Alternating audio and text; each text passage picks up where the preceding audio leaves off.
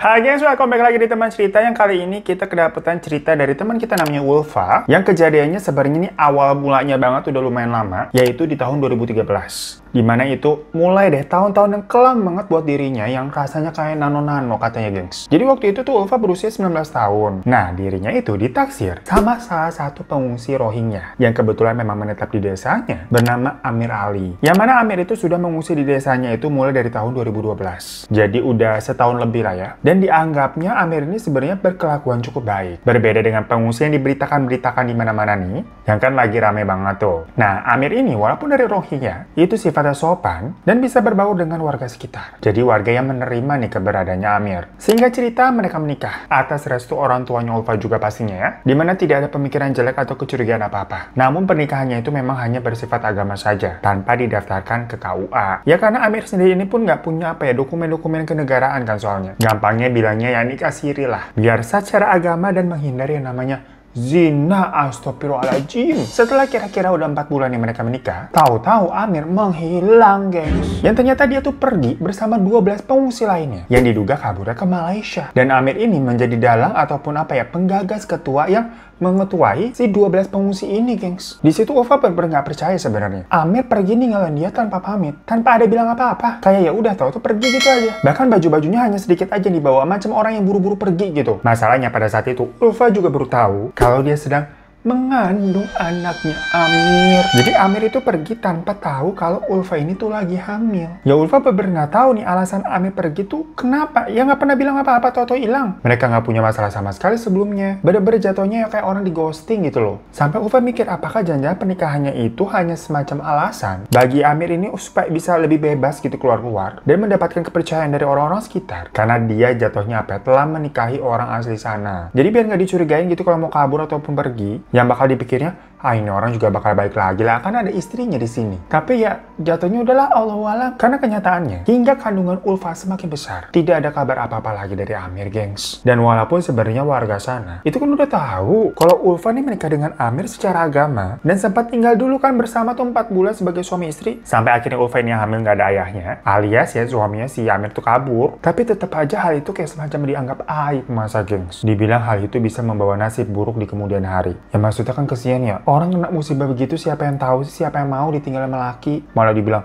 aib bakalan ada nasib buruk gitu. Nah udah deh, singkat cerita, Ulfa melahirkan anaknya tersebut dan membesarkannya hingga bertahun-tahun, hingga anaknya berusia 7 tahun gengs. Jadi ini 7 tahun kemudian ya, dimana kisah kelam kedua itu dialami lagi oleh Ulfa. Jadi Ulfa ini kan tinggalnya di pedalaman. Nah di daerahnya itu ada sebuah hutan terlarang, yang mana warga di sana dihimbau untuk tidak memasuki hutan tersebut karena banyak orang yang kesesat dan banyak cerita-cerita mistisnya gitulah. Namun dari banyak cerita yang beredar turun-temurun, di hutan tersebut katanya terdapat yang namanya suku Mante, gengs. Dimana menurut warga, suku tersebut tuh cukup primitif dan unik karena bersembunyi menghindari dari orang-orang. Perawakannya itu juga pendek semacam kayak kurcaci gitu, gengs. Konon katanya, kalau orang dewasa yang bertemu mereka akan kabur karena dari segi fisik itu dirasa ya bakalan kalahkan karena suku ini pendek-pendek. Walaupun jatuhnya misalkan mereka udah tua tapi tetap kecil. Kayak lu tuh yang udah pada bangkotan tapi kalau foto tetap so imut.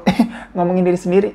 Nah tapi nih, kalau suku ini bertemu dengan anak kecil, mereka tuh akan menculiknya, gengs. Karena kan kalau anak kecil ya dirasa lemah gitu, sama pendek-pendek juga, jadi mereka berani tuh. Entah buat apa. Karena rata-rata anak kecil yang menghilang di hutan, itu nggak balik-balik lagi, keluar lagi dari hutan itu, nggak balik ditemukan. Ya tapi kan semua itu namanya juga rumor ya. Ada yang bilang katanya anak kecilnya dimakan lah, ada yang katanya dijadiin aksesoris gitu tulangnya. Pokoknya jadi semacam cerita horor turun-temurun di daerahnya situ. Macam emak kita kalau dulu suka bilang, udah lu jangan main jauh-jauh lu. Ada bebek kumbel ntar disana diculik. Yang kira-kira begitulah. Nah, anaknya Ulfa tadi itu namanya Hadi yang umurnya 7 tahun. Dan seperti anak-anak lain di daerah itu, Hadi itu dari awal, jauh sebelum dia umur 7 tahun, udah sering dibilangin, lu jangan masuk ke hutan itu ya. Berbahaya, nanti kamu diculik tuh sama suku Mante. Lagian ngapain juga lu main jauh-jauh ke tengah hutan begitu? Mau jadi bolang lu? Apa kedalaman lu nonton petualangan Sherina? Namun, terkadang kan bagi bocil-bocil kematian, larangan itu adalah sebuah perintah. Sampai suatu hari, waktu Hadi ini lagi main sama beberapa anak desa lainnya, temen-temennya tuh, pokoknya ada 4 anak termasuk si Hadi, sampai sore nih keempat bocah kagak pulang-pulang. Lah, emak-emaknya kan pada nyariin ya. Buset, dan ini bocah jam segini belum pada balik. Main kemana nih? Sampai mau maghrib, batang hidungnya tuh pada kagak kelihatan. Akhirnya para orang tua tadi tuh nyariin, termasuk Ulfa dan ketiga ibu lainnya, yang anaknya pada main tuh sama si Hadi tuh. Tapi dicari kemana-mana nggak ketemu. Ya panik dong mereka. Sampai dari beberapa ibu ini berpikiran jangan-jangan ini anak-anak pada main ke dalam hutan terlarang. Ya cuma karena waktu itu kan situasinya udah mulai gelap ya langit ya. Warga nggak ada yang berani buat masuk ke sana untuk mencari anak-anak tersebut. Mereka bilang udah nunggu aja sampai besok pagi, nanti kita rame-rame besok nih masuk ke hutan biar nggak bahaya. Ya tapi kan namanya ini ada orang tua, anaknya hilang, mana sabar kan nunggu sampai pagi gitu. Akhirnya ada nih salah satu orang tua dari keempat anak tersebut. Bapaknya tuh nekat terobos masuk ke dalam hutan sendirian. Namanya Pak Zaki. Anak yang hilang tuh namanya Salim. Ya emang temannya Hadi tiap hari suka main bareng. Waktu itu saking emosinya ya, Pak Zaki ini bilang semua nih gara-gara Hadi nih. Emang anak bos sial. Karena di wilayahnya tersebut si Hadi ini emang terkenal anak badung. Tapi ya sebenarnya kalau menurut Ulfa ya, kenakalan anaknya itu semacam yang namanya juga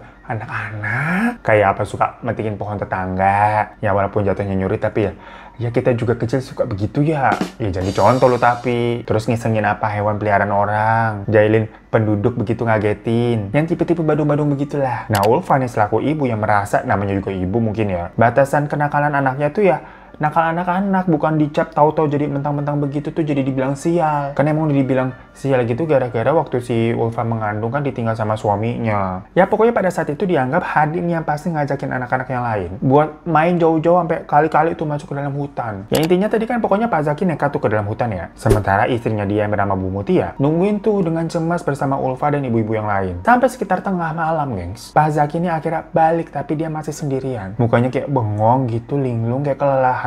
Dan bilang kalau dia tidak menemukan jejak dari anak-anak yang mau dicarinya. Jadi udah berjam-jam tuh nggak ada hasilnya, gengs. Ya para ibu-ibu ini pada nangis-nangis karena keempat anaknya itu belum ketemuin, udah lewat tengah malam loh. Hingga akhirnya Ulfa ya balik ke rumah. Dia mau tidur juga nggak bisa. Dia udah nggak punya siapa-siapa lagi selain Hadi, gengs. Orang tuanya Ulfa tuh dua-duanya sudah berpulang sekitar tahun 2015 karena memang sakit-sakitan udah tua. Nah Ulfa ini punya satu kakak, tapi kakaknya itu udah nggak tinggal di desa tersebut, udah merantau jauh ke desa sebelah. Jadi intinya Ulfa tinggal sendirian aja di rumah peninggalan orang tuanya. Semalaman dia nangis terus tuh, memikirkan keadaan anaknya Hadi. Kemana kamu nak? Tahu-tahu Ulfa nih mendengar kayak ada suara Hadi dari luar rumah, semacam kayak minta tolong. Mak, tolong mak. Tolong mak. Jadi panggilan Hadi ke Ulfa itu kan mak ya. Ya dengar begitu Ulfa langsung lari keluar dan dilihat tapi nggak ada siapa-siapa. Sepi udah malam itu. Ulfa sampai teriak-teriak di luar. Hadi, Hadi, di mana kamu Hadi? Bukannya Hadi yang muncul ya, malah tetangga-tetangga itu pada keluar dari rumah. Karena tadi Ulfa teriak-teriak. Namun yang semua mengerti sih dengan keadaannya Ulfa. Sampai beberapa tetangga tuh menenangkan Ulfa yang mungkin tadi berhalusinasi. Soalnya Ulfa kan bilang, tadi aku dengar suaranya Hadi minta tolong, tapi ya nggak ada siapa-siapa. Besok paginya pencarian pun dilakukan. Banyak warga yang membantu tuh pada rame-rame masuk ke hutan tersebut.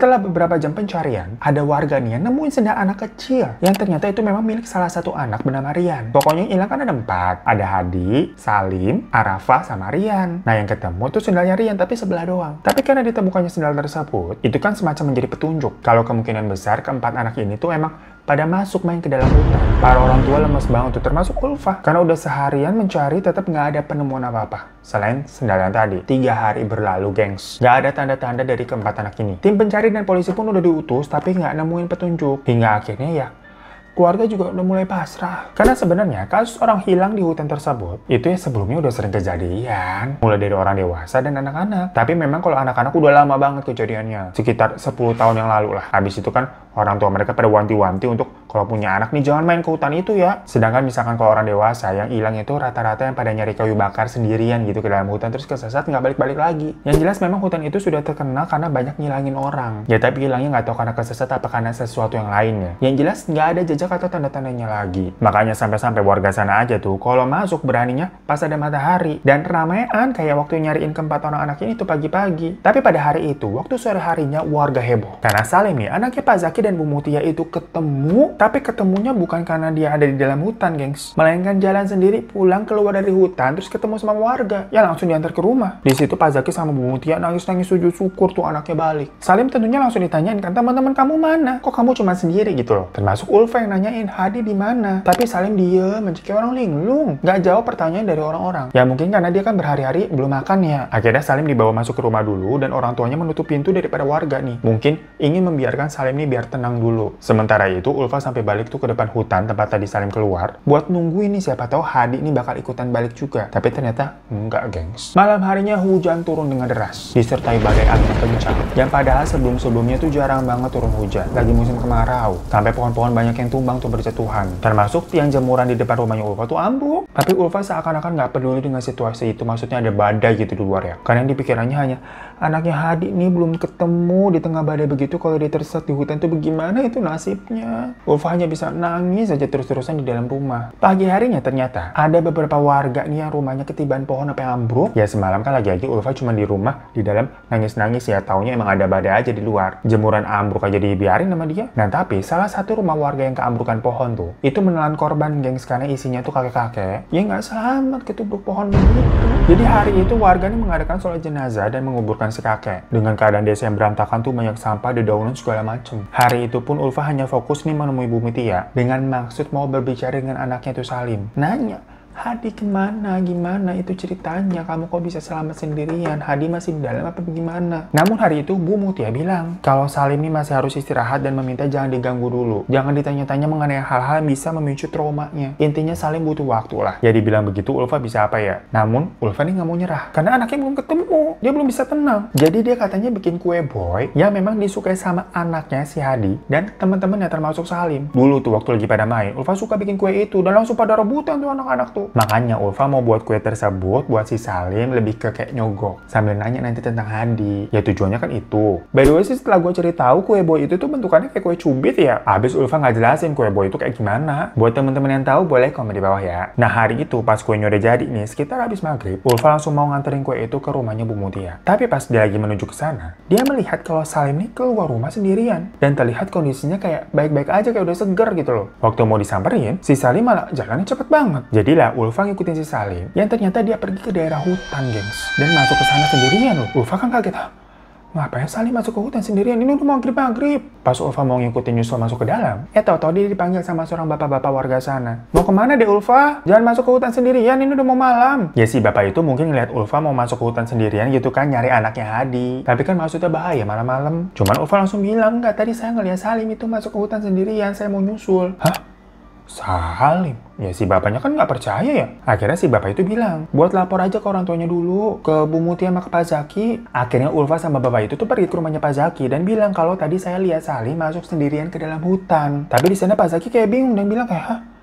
Ke dalam hutan, si Salim ada di kamar tuh. Dan bener aja pas dilihat Salim lagi tidur di kamar. Ulfa kaget dong. Jelas-jelas tadi dia ngelihat Salim tuh masuk ke dalam hutan sampai mau diikutin ke dalam. Dan di situ akhirnya Ulfa dianggap halusinasi. Ya mungkin apa ya, stres, depresi atau gimana akibat Hadi ini belum ditemukan. Salim tuh yang lagi masih tidur tuh. Sampai dibangunin sama Ulfa langsung ditanyain, Hadi mana? Hadi mana? Ya karena hal tersebut, Pak Zaki sama Bu Mutia marah dan mengusir Ulfa dari rumah. Soalnya si Salim dari tidur juga sampai sempet kaget gitu, tahu-tahu dibangunin gitu kan. Akhirnya kue boy yang tadi dia buat dibawa lagi pulang ke rumah, gengs. Ulfa nih masih berpikir kalau kejadian tadi tuh aneh banget. Dia bener-bener yakin tadi ngeliat Salim kok. Dan malam harinya, hujan turun lagi seperti kemarin. Disertai badai angin juga. Semua pintu dan jendela-jendela kan ditutup ya. Ulfa bengong sendirian di dalam rumah. Tahu-tahu ada suara pintu tuh, duk, duk, duk, duk. Awalnya dikiranya Ulfa itu suara angin yang goyangin pintu aja gitu, jadi kayak duk, duk, duk, duk, duk gitu loh. Namun suara tersebut tuh disusul dengan panggilan suaranya Hadi, guys. Ya Ulfa langsung buru-buru buka pintu. Dan bener aja dilihatnya tuh Hadi basah kuyup di depan pintu. Ulfa nangis lah sejadi-jadinya dan langsung memeluk Hadi. Dibawa masuk tuh diandukin gitu kan, karena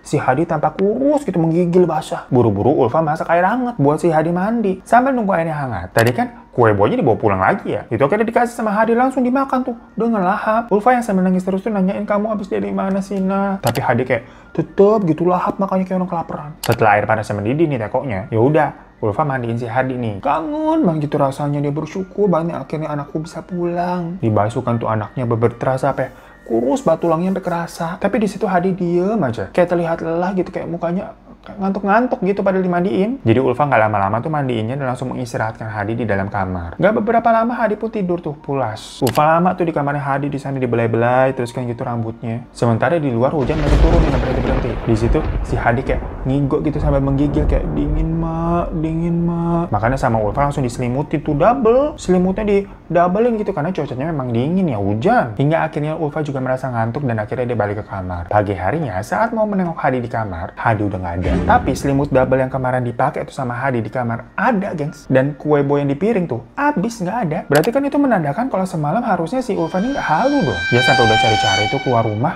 nggak ada, gengs. Dan ternyata kondisi desanya tuh berantakan lagi dengan sampah-sampah dan daun-daun yang berserakan tuh ke bawah angin badai semalam. Ditambah ada kabar lagi-lagi nih, ada warga desa yang meninggal karena kesambar petir, gengs. Tapi waktu itu Ulfa mah nggak peduli. Yang dia pedulikan anaknya Hadi nih hilang lagi. Dia nanya-nanya ke warga lain tapi nggak ada yang lihat. Mereka bahkan juga nggak tahu kalau ternyata Hadi balik semalam. Nggak ada saksi mata yang menyaksikan ceritanya Ulfa kalau anaknya tuh balik ke rumah. Tapi anehnya ya, orang tuanya Arafah sama orang tuanya Rian itu juga bilang kalau anak mereka semalam balik, gengs. Tapi pas paginya nggak ada persis kayak ceritanya Ulfa. Namun lagi-lagi warga sana nggak ada yang percaya karena nggak ada yang lihat. Jadi yang percaya hanya di antara 3 keluarga ini aja. Akhirnya mereka semua nih, 3-3-nya rame-rame itu datang ke rumahnya Pak Zaki buat nemuin si Salim untuk menanyakan ini Hadi, Arafah, sama Rian tuh bagaimana nih? Kok kamu balik sendirian? Ya karena pada saat itu kan rame-rame yang didatangnya. Dilihat juga di situ Salim baik-baik aja, kayak udah sembuh gitu ya, udah sehat. Jadinya si Salim juga diizinin tuh untuk ketemu sama Ulfa dan orang tua lainnya. Salim cerita dia sama takut-takutan. Dia bilang katanya waktu itu Hadi ini tuh ngajakin buat main petak umpet di dalam hutan. Karena kalau di area rumah gitu kan, di area mereka tuh kayak gampang aja ketemunya, udah sering. Hadi juga bilang kalau katanya di hutan itu banyak hewan-hewan bagus. Karena dia sebelumnya udah pernah masuk katanya. Jadi ya, dia ngajakin udah kita ke dalam hutan aja yuk. Sesampainya di dalam hutan, mereka main deh tuh petak umpet. Dan yang dapat giliran jaga itu si Salim. Jadi pas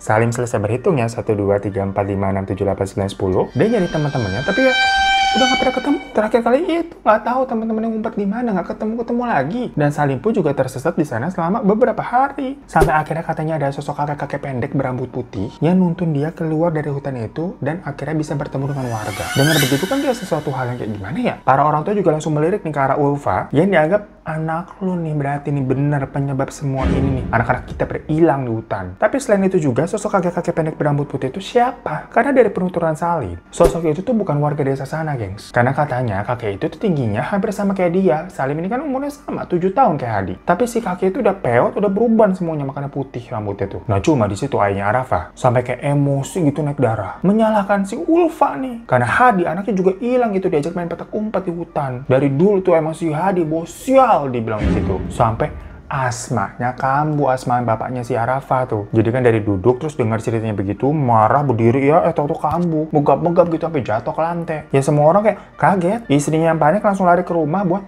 ngambilin obat asmanya. Sementara lagi pada kayak ngipas-ngipasin gitu kan sambil ngolesin minyak kayu putih. Nggak beberapa lama istrinya balik lagi bilang kalau obat asmanya habis. Soalnya emang itu suaminya udah lama nggak kambuh nih padahal. Ya mungkin itu kambuh gara-gara saking emosinya. Wah pada kebingungan tuh karena posisinya si bapaknya ini tuh udah kesulitan nafas, gengs. Tapi tahu-tahu si Salim nih megang kepalanya bapak sambil ngusap wajahnya gitu, gengs. Dan seketika itu juga si bapaknya itu bisa napas lagi. Kayak orang kan habis asma terus ngirup inhaler gitu kan terus bisa nafas. Tapi ini nggak cuma diusap aja mukanya. Orang-orang juga pada nggak nyangka nih yang dilakukan Salim secara tiba-tiba begitu ya. Dari situ pun kabar menyebar kalau Salim ini dibilang mendapatkan semacam mukjizat setelah selamat dari hutan untuk menyembuhkan penyakit. Dan tiap hari ada aja tuh orang yang berobat ke sana, gengs. Minta kesembuhan dari anak umur 7 tahun, kan sebenarnya di luar logika ya. Ya namun beberapa orang tersebut itu pada bilang berasa membaik di penyakitnya memang. Sampai akhirnya makin tersebar luas lah mengenai kemampuan Salim yang katanya bisa menyembuhkan orang. Pak Zaki dan Bu Mutia itu juga kaget karena secara dadakan rumahnya tuh selalu didatangi sama orang-orang yang termasuk orang-orang dari luar desa juga. Tapi karena Salim ini masih kecil, jadi mereka hanya membatasi tuh sehari bisa nerima 20 orang aja. Padahal yang ngantri tuh bisa 50-an. Jadi kalau misalkan udah lebih dari kuota, yang lain udah tuh disuruh pulang. Datang lagi aja deh besok hari, dibilang begitu. Sampai akhirnya banyak tuh yang bela-belain datang dari pagi-pagi buta biar bisa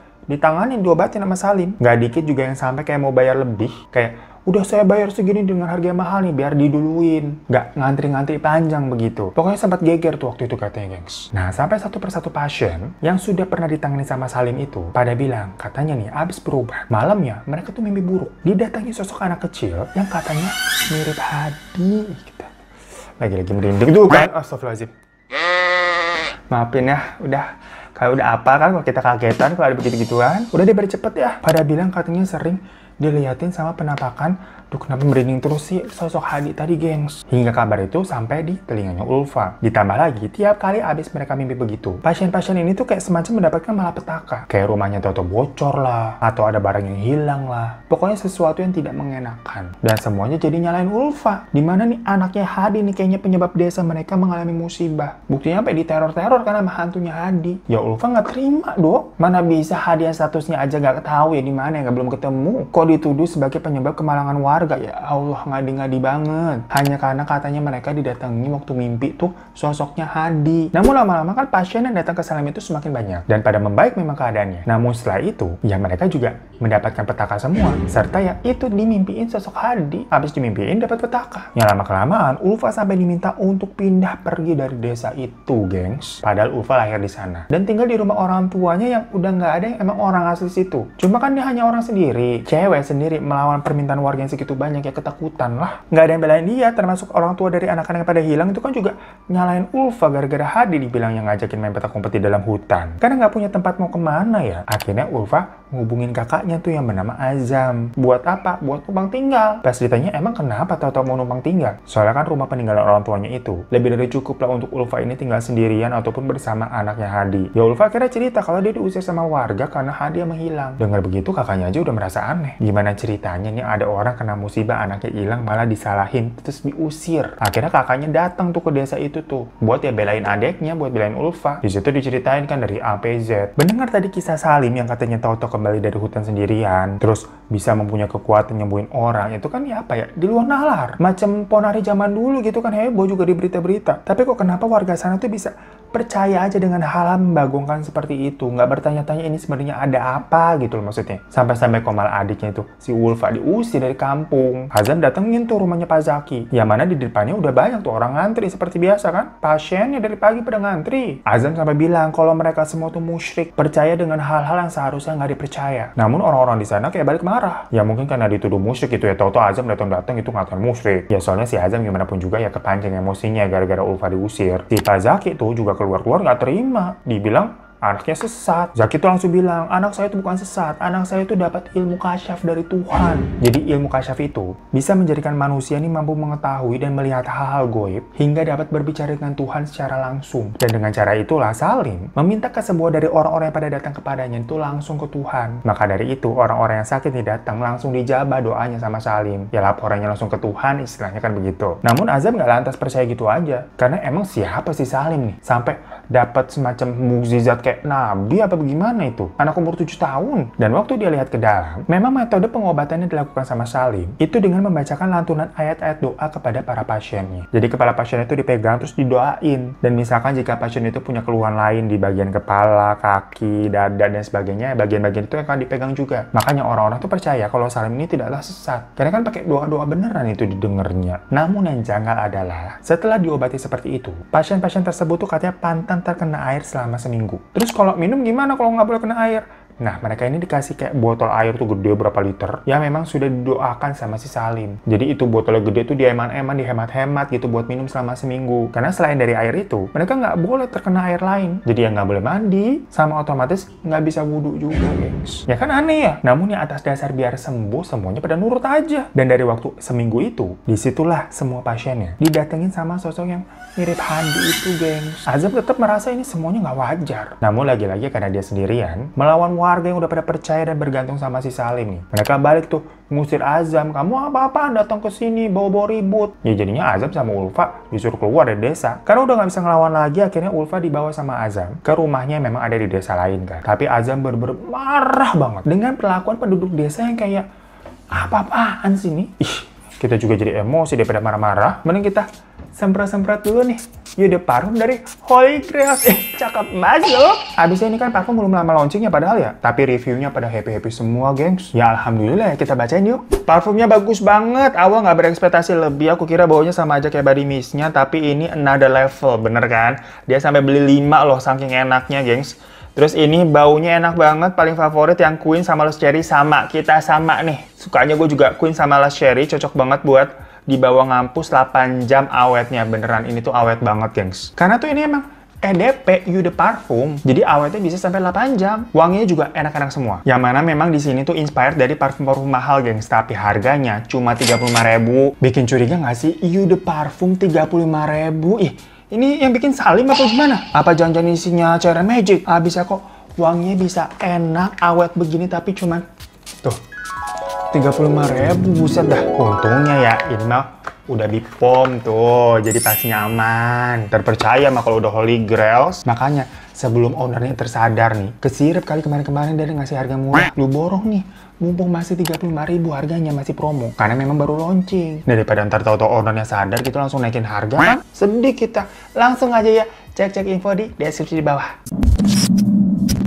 Nah, hingga 2 minggu setelah tadi Ulfa sama Azam pergi dari desa, ada orang tuanya si Rian. Itu tahu-tahu datengin mereka, nyusulin. Lah, Ulfa tentunya heran, ada apa? Ternyata ibunya Rian tuh juga merasakan kalau ada sesuatu yang nggak benar dari Salim. Karena kemarin ceritanya dia mau sempat berobat. Perkara matanya ini udah mulai katarak. Ya berobat katarak mah ke rumah sakit ya. Sekarang pakai BPJS juga udah bisa gratis tuh operasi. Ya cuma mungkin karena kan orang pedalaman. Nah, waktu lagi dibacain doa sama Salim, entah kenapa dia mendengar ada suaranya Rian tuh kayak minta tolong. Karena merasa terganggu ya dengan suara-suara itu nggak fokus. Dibacalah ayat kursi dengan refleks dalam hati aja gitu bacanya ibunya Rian. Namun saat itu juga si Salim malah teriak. Dia marah dan mengusir ibunya Rian untuk keluar. Sampai orang-orang juga terheran-heran, ada apa itu? Pak Zaki itu malah nuduh kalau ibunya Rian tuh melakukan hal-hal yang nggak ke Salim. Karena prosesnya memang hanya berdua aja tuh mereka di dalam kamarnya Salim. Ya padahal kan tadi ibunya Rian cuma baca ayat kursi doang. Makanya dia merasa ada sesuatu nih. Bener jangan-jangan apa yang dikatakan Azam tempo hari. Makanya dia datang tuh menemui Azam sama Ulfa. Akhirnya mereka lapor tuh ke sebuah padepokan gitu, yang di sana ada kepala pengurusnya sering disebut dipanggil Syekh. Ya Ulfa sama ibunya Rian ini lapor kalau disinyalir ada sebuah pengobatan atau praktik sesat di desa mereka. Karena pasiennya tuh sampai dilarang kena air selama seminggu, termasuk buat wudhu.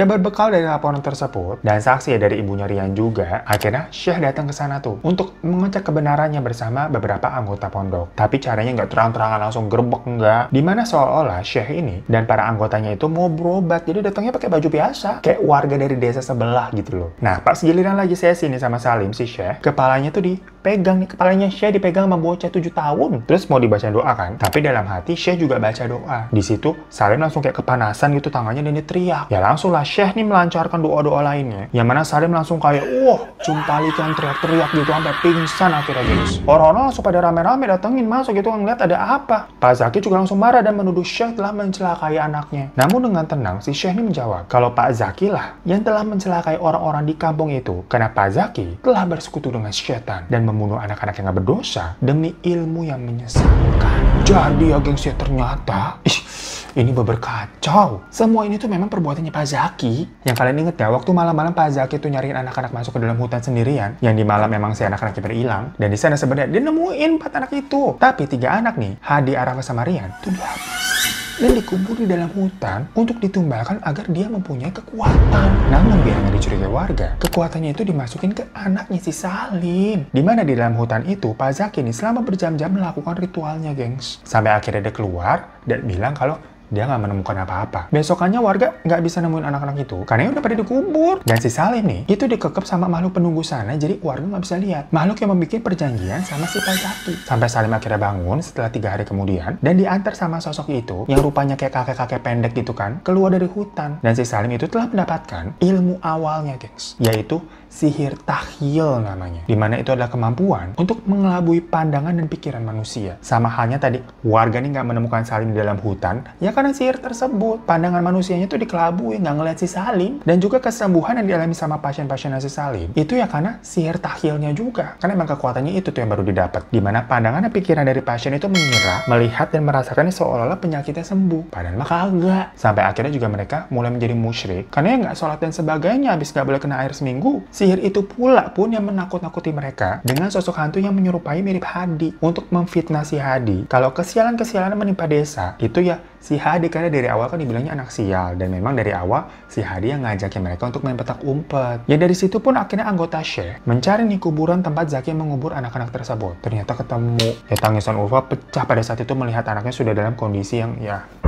gitu deh. Akhirnya Zaki sama istrinya ditangkap. Ya tapi sebenarnya istrinya tuh mengaku dia tuh tidak tahu menau ya atas perbuatan suaminya. Ya cuma tetap Bu Mutia ini tuh diinterogasi beberapa hari. Yang ternyata sebenarnya tuh dia mengetahui kalau suaminya itu belajar ilmu hitam. Tapi nggak benar-benar tahu kalau suaminya tuh bisa nekat menghabisi anak-anak karena kan sendirian memang di dalam hutan. Pada akhirnya Pak Zaki ini dipenjara seumur hidup, sementara Bu Mutia dibebaskan. Namun dia sama Salim diusir dari desa.